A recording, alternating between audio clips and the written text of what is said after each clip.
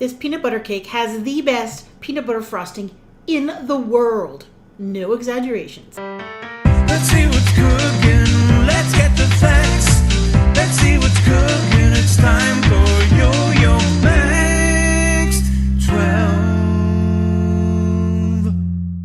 Hello everyone, starting off with 1 1/4 cup of all-purpose flour, a teaspoon of baking powder, and a 1/4 teaspoon of salt. Blend that together and then set that aside. Now in a large bowl, place 6 tablespoons of butter, 1/4 cup of white granulated sugar, and a 1/2 cup of packed brown sugar. Blend those things together until light and fluffy.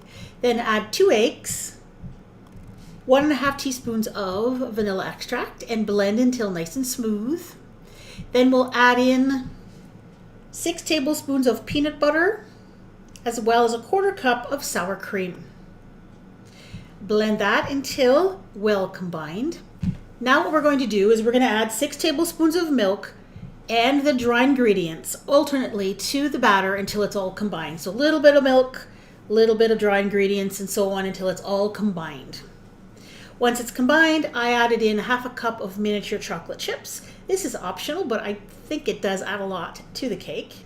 Then spread the batter into a 9 by 13 inch baking dish that's been greased with cooking spray, and then bake it at 350 degrees for about 20 to 25 minutes until a toothpick inserted in the center comes out clean or with just a few moist crumbs. You don't want to over bake this cake. Bake it till it's just done. Now for the frosting. 8 ounces of happy cream cheese at room temperature, 1 1/4 cups of peanut butter, 4 tablespoons of butter, and then we're going to cream all those things together until well combined.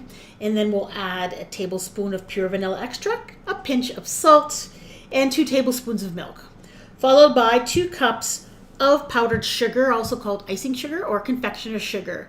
Blend that slowly to begin with, and then faster, and whip it up into a light and fluffy, delicious frosting. And then try not to eat it out of the bowl. Here is the cake that's been baked and cooled completely, nice and cool. We'll put the frosting on top of it. This makes a ton of frosting. It makes a good 1/2 inch of frosting on this cake. But the cake is a little on the bland, drier side. It needs something to bring it up, and this frosting is perfect. If you don't like a ton of frosting, then just cut the recipe in half if you want to. Now for the toppings, which really do make this cake special. That's a 1/2 cup of smooth peanut butter that's been melted in the microwave for a few seconds until it's liquid. Drizzle that on top, and then sprinkle on some miniature chocolate chips, about a 1/4 cup's worth. You could also add some peanut butter chips if you wanted to. And then the best part, about a 1/2 cup to a cup of chopped up miniature peanut butter cups.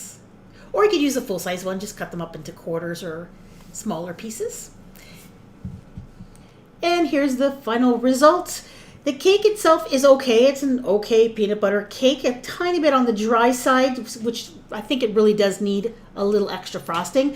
Now, let's talk about the star of this show, this frosting. This frosting is amazing, and it should be a food group by itself.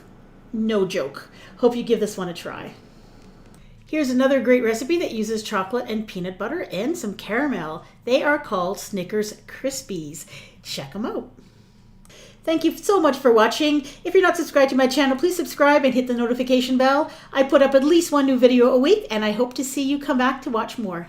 Bye-bye.